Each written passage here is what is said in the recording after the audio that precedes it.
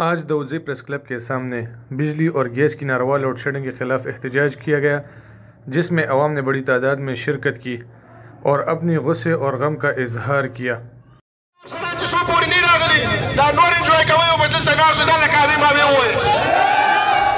जी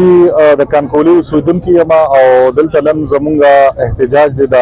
سوی ګیس باره کې تیر شوی کال داسې زمونږ همدغه مسله ده بار بار مونږ ویناګانې وکړې ایون چې د سوی ګیس حکامو ته مونږ لیټر وکړي هغوی چې دی نو سټیم راولیږي او صرف یو لالیپاپ مونږ له راکړي هغې نه پس همغه مسله بیا کنټینیو وي هغه بیا بار بار همغه مسلې دي دا مسله هغوی نه حل کوي پرون را سره هم یو میټینګ وکړو مونږ ورته د احتجاج کال د 2 ورځې مخکې ویلو